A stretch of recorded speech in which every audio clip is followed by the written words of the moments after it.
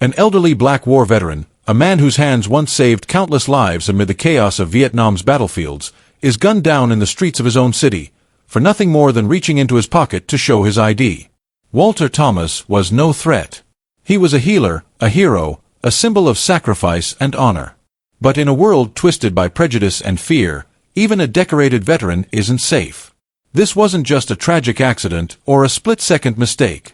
It was a calculated act of racial violence carried out by officers sworn to protect, officers who saw Walter not as a man, but as a target.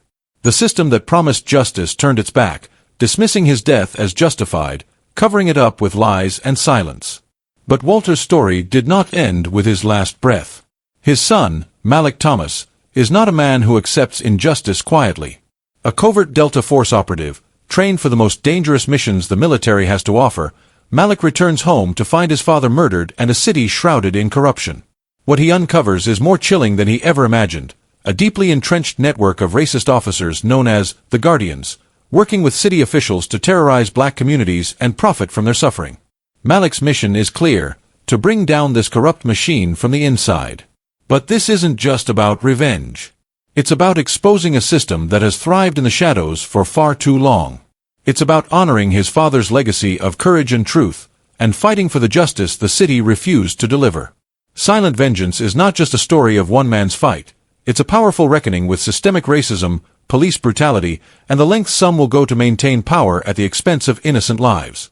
It's a story that forces us to ask, when the institutions built to protect us fail, what price are we willing to pay to expose the truth?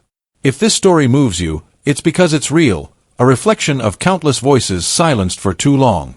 It's a call to stand up, to speak out, and to demand accountability. Join us as we uncover the hidden battles fought every day in communities pushed to the margins. Like this video if you believe in justice.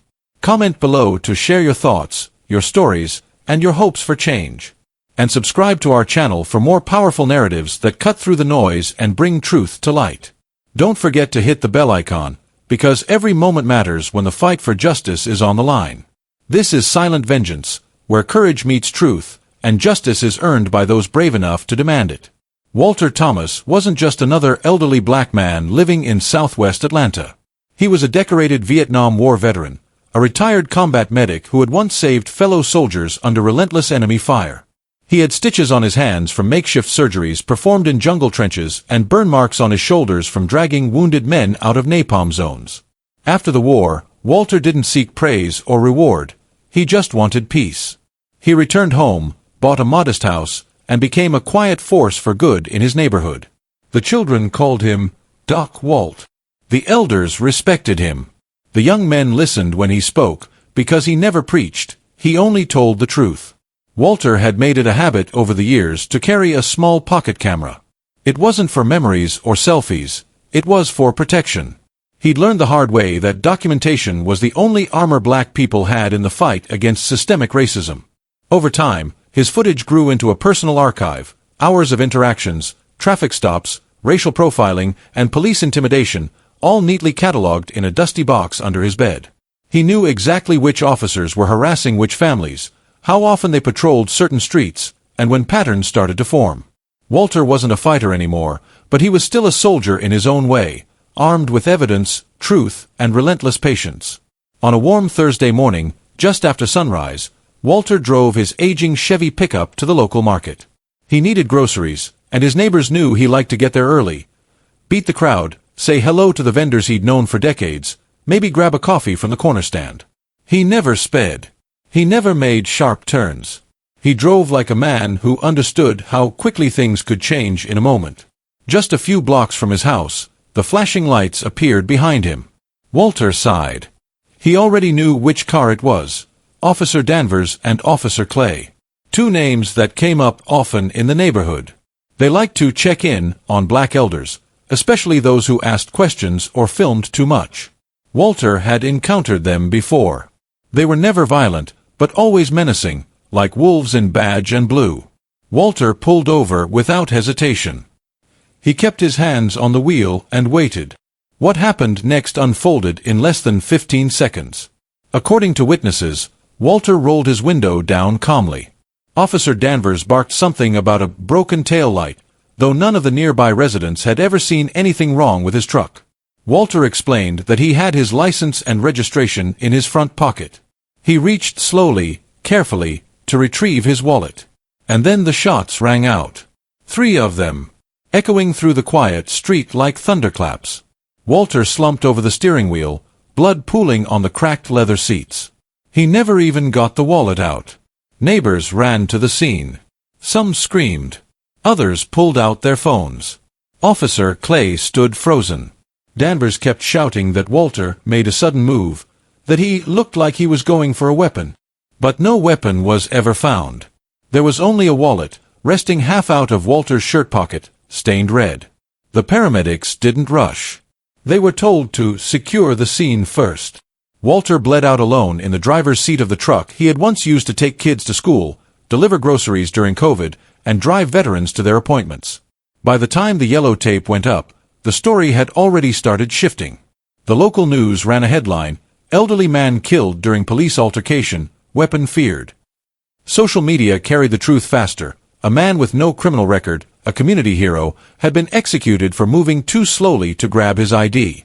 And yet, the system didn't flinch. Danvers and Clay were placed on administrative leave, standard procedure.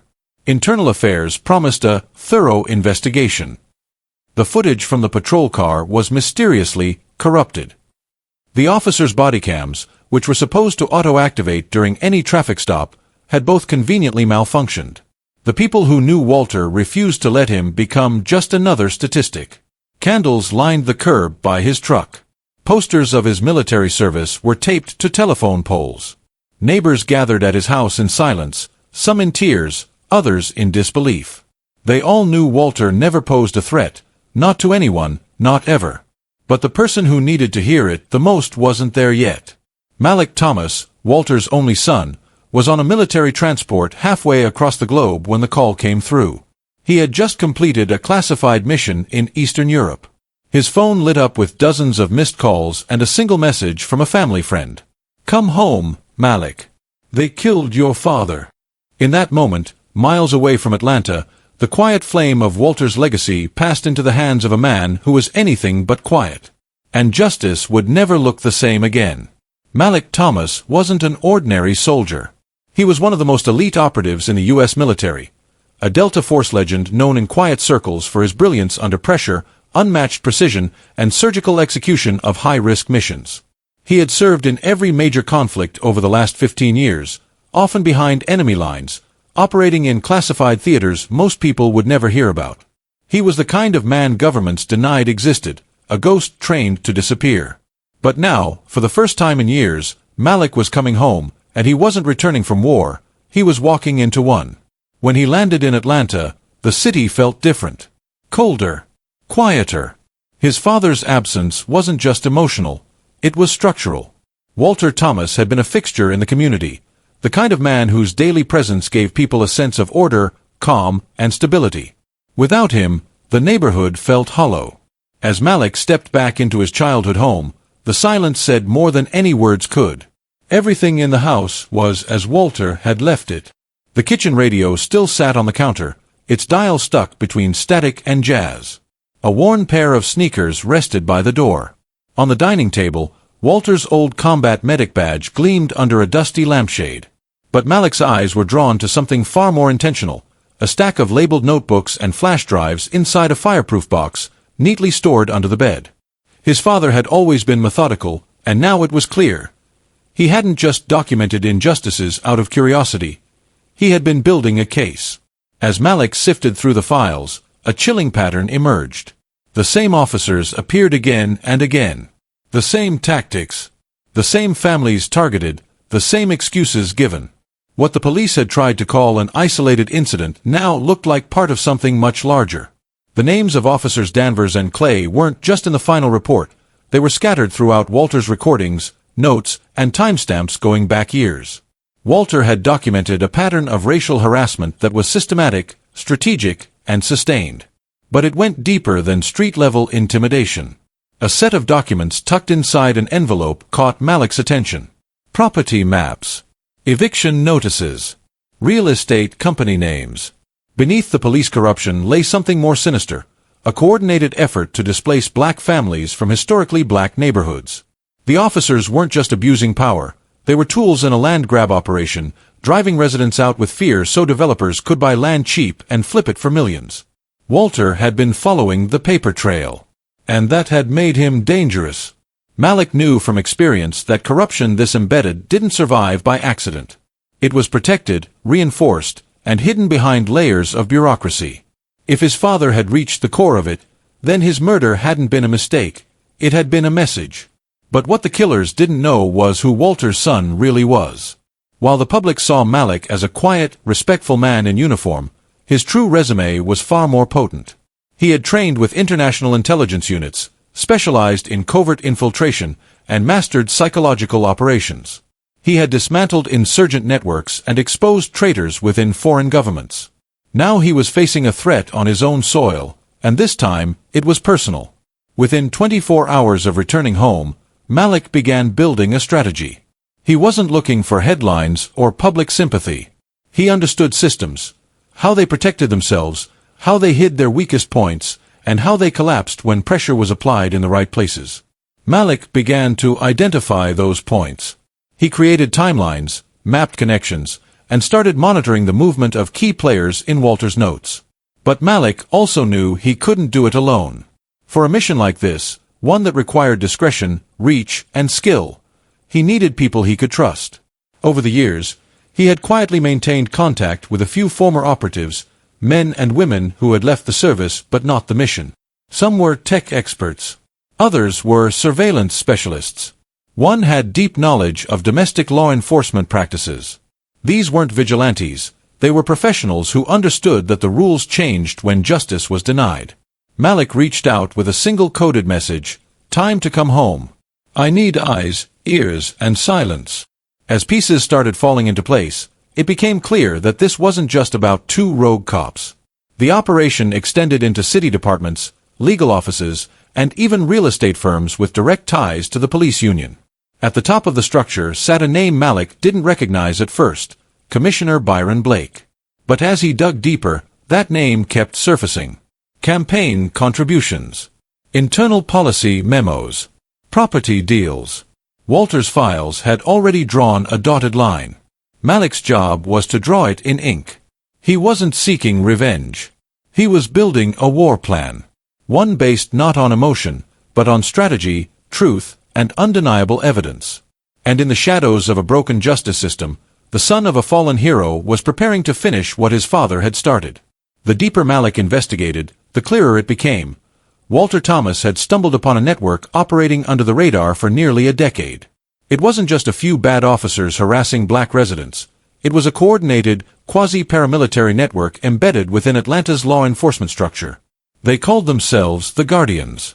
Internally, they claimed to be protectors of urban order, but in reality, they functioned as enforcers of displacement, intimidation, and racial cleansing masked as law and order.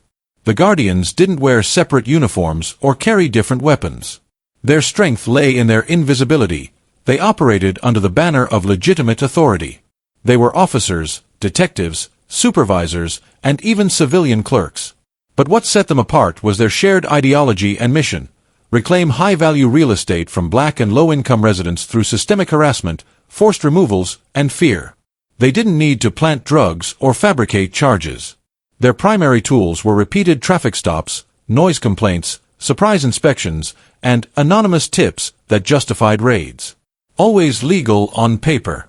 Always devastating in reality. Walter's research uncovered their tactics in painful detail. A family might be pulled over 6 times in 1 month. A teenage son cited for loitering on his own porch.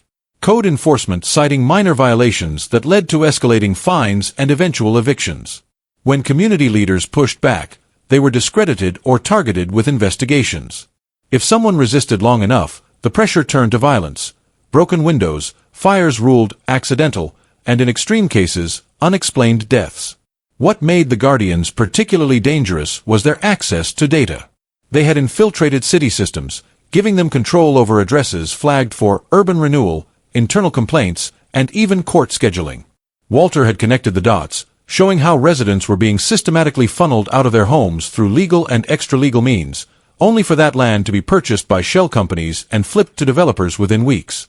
Behind the curtain was a quiet but powerful figure, Commissioner Byron Blake. Charismatic, media-savvy, and politically untouchable, Blake had risen through the ranks under the banner of reform. He spoke frequently about smart policing, neighborhood transformation, and community safety. But Walter's notes revealed Blake's private alliances with corporate developers, his manipulation of police union contracts to protect rogue officers, and his suppression of internal investigations linked to the Guardians. It wasn't just greed, it was a doctrine. Blake believed in reshaping the city in his image, one neighborhood at a time. He saw low-income black communities as obstacles to be removed, not citizens to be served. And the Guardians were his scalpel, precise, quiet, and brutal. Malik's analysis showed that the network operated in cells, each responsible for specific zones within the city. Each cell had a leader, usually a mid-level officer with years of experience and deep knowledge of local families. These leaders trained younger recruits, indoctrinating them into the Guardian Code, which emphasized obedience, loyalty, and the belief that some communities could only be controlled through fear. The code rewarded silence and punished dissent. Officers who questioned the methods were transferred, demoted, or quietly pushed out. One of the most alarming discoveries was how complaints against Guardian-affiliated officers disappeared. Internal affairs files were routinely altered. Civilian Review Board requests were misfiled. Footage from body cams frequently vanished or was found corrupted. The Guardians had allies in IT, legal review, and even the mayor's office, individuals who didn't necessarily wear a badge but ensured the machine ran smoothly. The effect on the community had been devastating. Families who had lived in the same homes for generations were displaced. Churches closed. Schools lost funding as enrollment dropped. Community centers shuttered due to budget constraints. As the black population dwindled in targeted neighborhoods, luxury developments rose in their place, marketed to young professionals and out-of-town investors. What had once been neighborhoods filled with culture and history were now sterile, overpriced real estate assets. Yet despite all of this, Walter had never stopped documenting. His files included transcripts of conversations, copies of redacted emails he'd obtained through public records requests, and even photographs of known Guardian members gathered during off-duty hours in unmarked buildings. It was more than enough to prove the group existed, and to trace its leadership directly to Commissioner Blake. But exposing the Guardians wouldn't be easy. The system that protected them had multiple layers: legal, bureaucratic, and political. Malik knew that the moment he went public, every move he made would be watched. Every associate would be questioned. The city would use the same playbook it had used to bury Walter's murder: deny, discredit, delay. That's why Malik had to think differently. He couldn't just bring the truth forward. He had to bring it down, from the inside. He needed to turn the Guardians against each other, disrupt their communication lines, expose their financial records, and dismantle their trust. If he could fracture the network's internal structure and isolate its leaders, the public pressure might finally break through the political armor. This wasn't just about revealing corruption. It was about burning out the roots of an empire built on fear. Because Malik understood what his father had taught him all those years ago: justice isn't something you ask for, it's something you prove, piece by piece, until it can no longer be denied. The final phase of Malik's operation was never just about vengeance, it was about collapsing a system designed to protect itself. Malik understood that taking down the Guardians and exposing Commissioner Blake would require more than outrage and evidence. It required a strategy that used the very infrastructure of corruption against itself. Institutions built to bury the truth could also be manipulated to reveal it, if you knew where to press and when. The first step was to destabilize trust within the Guardians. Using encrypted channels and anonymous leaks, Malik planted internal suspicions by releasing redacted segments of Walter's findings to carefully selected journalists, community activists, and civil rights lawyers. These files included lists of officers linked to harassment cases, timestamps from internal logs, and financial transactions showing undeclared income tied to shell real estate companies. Malik made sure each leak seemed to come from different sources, creating the illusion of a widespread whistleblower movement. Suddenly, officers began to question one another. Paranoia set in. Cell leaders started monitoring their own members, unsure of who might be secretly cooperating with investigators. At the same time, Malik worked with his network to recover digital records the city thought had been erased. His tech expert, a former military signals analyst, reconstructed missing body cam footage from cloud fragments and corrupted drives. One video in particular showed the moments leading up to Walter's death, disproving the police report in devastating detail. It showed Walter clearly identifying himself, calmly reaching for his wallet, and being shot without provocation. The footage not only exposed a lie, it revealed a routine. The same officers had used similar tactics in other fatal encounters now categorized as justified. But footage alone wouldn't be enough. Malik needed to expose the financial backbone of the conspiracy. Working with a former federal accountant, he traced property acquisitions tied to evicted residents. The same real estate holding company, Sovereign Renewal Incorporated, appeared repeatedly, buying homes within weeks of families being displaced. The company had ties to developers who contributed heavily to Commissioner Blake's campaign funds. A deeper dive revealed that Sovereign was co-owned by a consulting firm run by Blake's brother-in-law. The transactions weren't just unethical, they were criminal. Wire fraud, racketeering, and conflict of interest charges were all viable under federal statutes. Malik's team compiled this into a digital dossier, a self-contained evidence file with video, audio, financial records, sworn affidavits from displaced residents, and internal emails. It was indisputable. And then, in a move calculated for maximum impact, Malik sent the dossier to multiple parties at once: the Department of Justice's Civil Rights Division, national news outlets, several major civil rights organizations, and a sitting U.S. senator known for investigating police misconduct. No one agency could be bribed or silenced fast enough.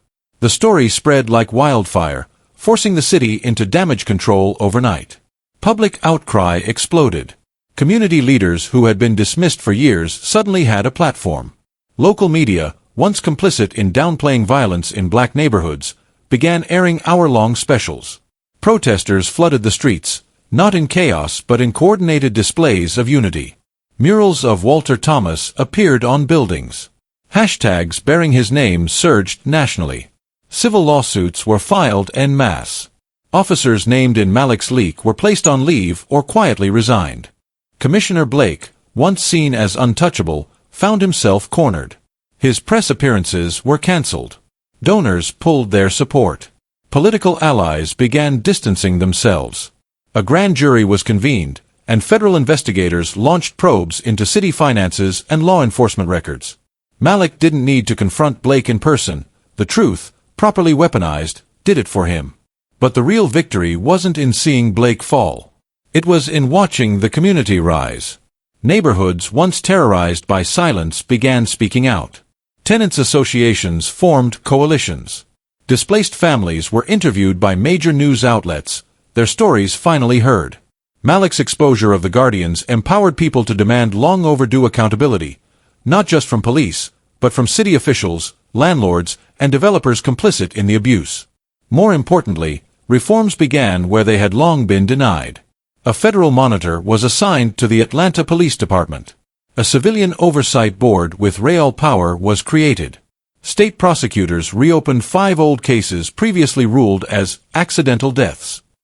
The City Council introduced legislation requiring body cam footage to be publicly available within 72 hours of any incident involving use of force. It was just the beginning, but it was more progress than the city had seen in decades. None of it brought Walter back. Nothing could. But Malik had ensured his father's legacy lived on, not as a victim, but as a catalyst for truth. Walter had believed in justice, even when it failed him. Malik had honored that belief by doing what many could not: fighting a war not with bullets, but with facts, precision, and an unyielding moral clarity. In the end, Malik didn't disappear into the shadows like he had in other missions. He stayed. He rebuilt his father's home and turned it into a local center for community organizing and legal advocacy. The walls that once held silence now echoed with purpose. The machine hadn't been completely destroyed, but it had been exposed, weakened, and forced to reckon with those it had tried to erase. And in that reckoning, a new kind of justice had been born. One driven not by vengeance, but by memory, honor, and the relentless pursuit of truth. If this story moved you, it's because it's more than just a narrative. It's a reflection of real struggles and the power of truth. Walter Thomas's legacy reminds us that silence is never an option, and justice is worth fighting for, no matter the cost. If you believe stories like this need to be told, don't forget to like this video, leave a comment to share your thoughts, and subscribe to the channel for more powerful, real-life inspired narratives that shine a light on injustice, resilience, and hope. Hit the bell icon so you never miss a story that matters. Speech Balloon, got a story you want us to cover? Drop it in the comments. We're listening. This is Soulful Storie, where truth meets storytelling. Until next time, stay aware, stay inspired, and stay strong.